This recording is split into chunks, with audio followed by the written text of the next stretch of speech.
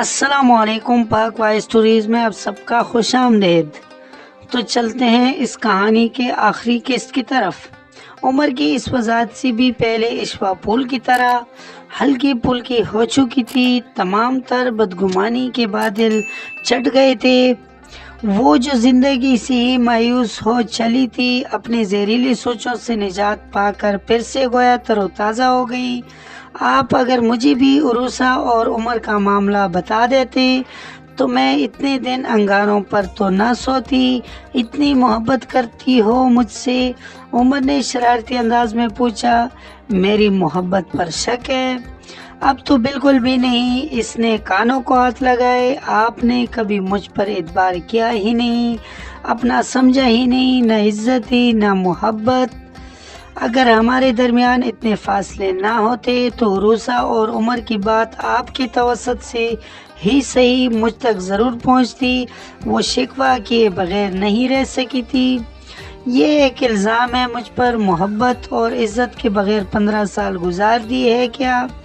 پاگل، محبت اعلیٰ پنے سے محبت زیادہ ہو جاتی ہے کیا؟ رویہ، احساس، خیال اور پیار کا رشتہ محبت کو واضح نہیں کرتا۔ میرا تم سے ایک مضبوط تعلق ہے، میری اوائل عمری کے دنوں کی ساتھی ہو، میرے بچوں کی ماں ہو، پہلی اور آخری بیوی ہو۔ اس کے علاوہ محبت کے کون سے ثبوت چاہتی ہو؟ وہ اس کے ہاتھ نرمی سے تپتپا کر بولا۔ مجھے خوشی ہے کہ تم اپنی بڑاس مجھ پر نکال کر اپنا دل صاف کر چکی ہو۔ اگر عروسہ تک تمہارے خیالات کی ذرا بھی بنگ پڑ جاتی تو پھر تم نے میرے اس قدر قریب ہرگز نہیں بیٹھے ہونا تھا، تو پھر میں کہاں جانا تھا؟ وہ جان بوجھ کر اسے چھیڑنے لگی۔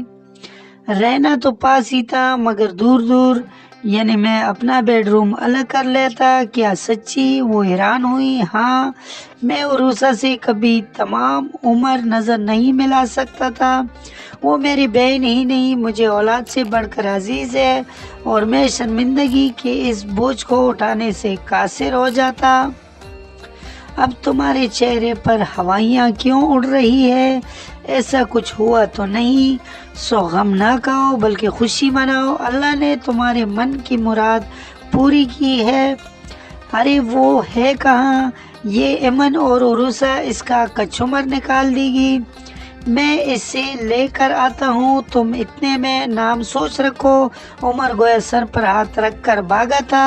عروسہ اور ایمن کی لڑائی ہو رہی تھی، دونوں ہی ایک ساتھ بچے کو اٹھانا چاہتی تھی، اور بابی بیگم ان دونوں کو بچہ نہیں دے رہی تھی۔ اشوا ان کی کھٹی میٹھی لڑائی سن کر مسکرا رہی تھی۔ اس کے دل کے سارے بوجھ خود بخود ہٹ گئے تھے، اور سب سے بڑی بات تو یہ تھی کہ عمر جیسے آنا پرست نے اشوا کی گفتگو بلکہ نازیبہ ترین لڑائی کو انا کا مسئلہ نہیں بنایا تھا۔ شاید اتنی بڑی خوشی کی طفیل اس کی ہر غلطی کو وہ درگزر کر گیا تھا۔ جو بھی تھا، اشوا کا دل اور گھر ٹوٹنے سے بچ گیا تھا۔ وہ جتنا بھی شکر ادا کرتی کم تھا۔ اس کے دل کے ہر پانس نکل گئی تھی، اور اس نے سوچا تھا کہ وہ غوثیہ باجی اور بابی بیگم کے دل کے چمن بھی دور کر دے گی۔ اسی شام برابر والے گھر سے مٹھائی کے ٹوکروں سمیت بابی بیگم اور غوثیہ باجی آئی تھی عمر کے لیے عروسہ کا ہاتھ مانگنے۔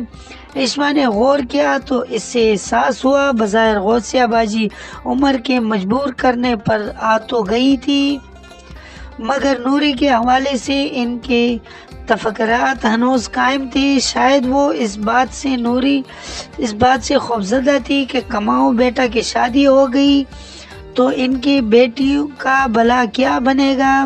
سو اشوا نے ان کی پریشانی کو دور کرنے کے لیے ایک فیصلہ کر لیا تھا، اور اب وہ بابی بیگم سے بڑی محبت سے کہہ رہی تھی، میں فائی کے لیے نوری کا رشتہ باقاعدہ طور پر مانگنے کے لیے آؤں گا، مگر ابھی آپ اگر چاہیں تو ہاں کر دیں تاکہ میں بےقرار بیٹھے اپنے پردیسی بھائی کو خوشخبری سنا دوں۔ وہ بس کل کی فلائٹ سے پاکستان پہنچ رہا ہے۔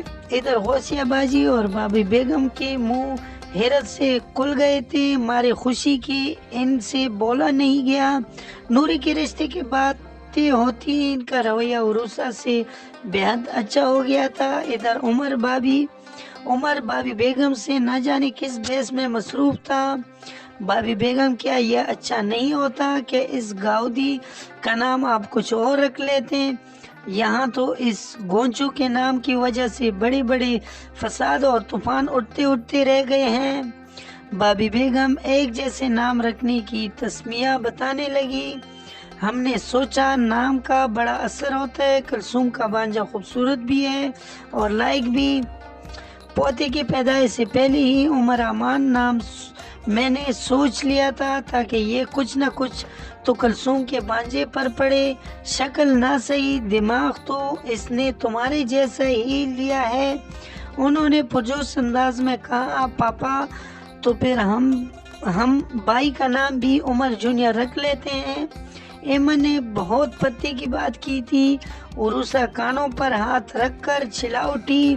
عمر اور عمر کی گردان ہم سے نہیں ہوتی، خبردار جو کسی نے عمر نام رکھنے کی کوشش کی، عمر فاروق اور عمر امان ہی ہمارے لیے کافی ہے۔ ایشوا نے بھی ہنستے ہوئے گفتگو میں حصہ لیا تھا۔ سب سے زیادہ تائیدی انداز میں عروسہ نے سر ہلایا۔ یہ ننھا شہزادہ ہماری خوشیوں کو مکمل کرنے آیا ہے، سو اس کا نام ہوا مبشر۔ کسی کو اعتراض تو نہیں؟ عروسہ نے کھڑے ہو کر گویا اعلان کیا تھا۔ بالکل بھی نہیں۔ اعتراض کیوں ہونے لگا؟ بچے کی اکلوتی پھوپھی ہو، پہلا حق تمہارا ہے۔ غوثیہ باجی نے دلار سے ہونے والی بہو کا ہاتھ تھپتھپا کر کہا۔ سبھی کو یہ نام پسند آیا تھا۔ اب عروسہ نہ جانے کون سے لطیفے سنا کر انہیں ہنسا رہی تھی۔ لاؤنج میں سے کیکوں کی چنگاریاں سنائی دے رہی تھی۔ ایشوا ذرا دیر کو کچن کا انتظام دیکھنے اٹھ گئی۔ کھانا ہوٹل سے منگوایا تھا، تاہم وہ پلیٹوں میں خود ہی نکالنے لگی۔ بچیوں کی شگفتہ ہنسی کو دل سے محسوس کرتے ہوئے ایک دفعہ پھر مہربان رب کا شکر ادا کر رہی تھی۔